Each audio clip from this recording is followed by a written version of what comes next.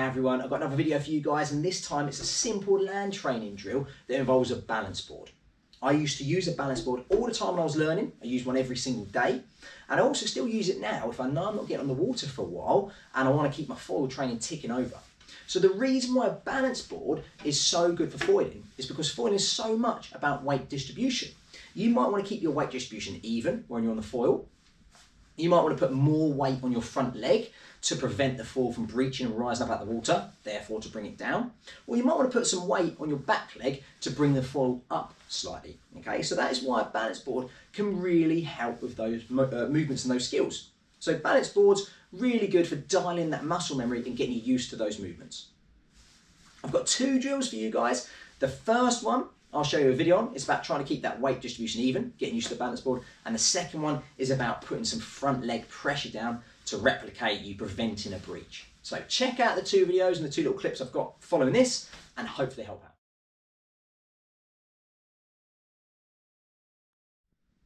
So drill number one, really simple. You get your balance board, you get your pivot point, okay, which is my pipe here, and you keep it in the middle of your balance board. And all you do, you practice keeping your weight distribution even. So even on both legs, and you try and keep your board level on the pivot point, okay? That's gonna get your brain used to and replicate you being level on the foil and that even distribution. So that's the first one, just get used to it, balance your weight. If you know that the board is hitting the floor, either side, okay, or it's really harsh up and down, that's when you need to practice that distribution. It's about those fine movements, fine distribution. Okay, so that's tip number one.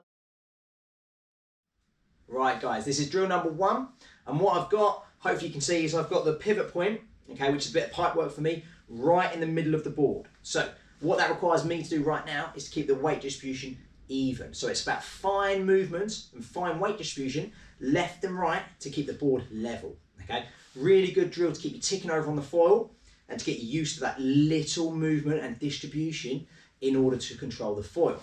The more you do this, the easier it's going to be. So it's tricky to start off with, but the more you get on with it, the more you practice, the better you're going to be at it.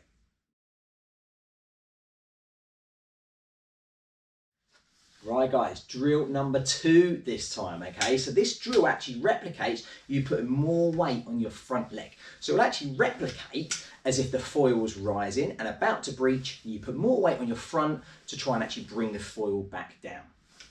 Rather than the first drill, where you have your pivot point in the middle of the board and therefore an even weight distribution, you actually put your pivot point underneath your front leg. You still need to be really subtle with your movements, like you would be on a foil, but by having it underneath your front leg, it means you need to put more pressure down in order to balance the foil. So like I said, it replicates putting front foot pressure down or front leg pressure down, and therefore stopping the foil rising and actually bringing it back down.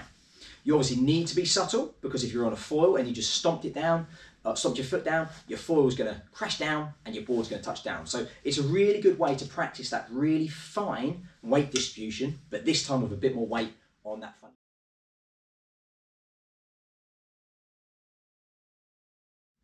Right guys, drill number two this time. I've actually got the pivot point, the bit of pipe for me, underneath my front leg, okay? And what's that requiring me to do is to put more pressure on my front leg. So I am actually applying a lot more force through this front leg here, okay? However, it is controlled pressure. I'm not stamping down on my front. What I'm doing is actually just subtle movements, putting more on here, which will still keep the board level, okay? So this is to try and replicate that preventing a breach. If the foil's rising too much, you need to put more front foot pressure down to try and bring that foil down. So just want to emphasize though, it is controlled pressure that I'm putting down on my front leg to keep the board even, okay? It is going to require a lot of practice, this one, okay? But it will seriously help you when you are on the water, those subtle movements. So guys, I really hope that helps out. Like I said, it helped me out so much when I was learning, and even now when I want to keep the foil training ticking over off the water. Check out my videos, but if you've got any questions on the foiling whatsoever, then just give me a shout. More than happy to help you guys out and get back to you. And thanks again for watching.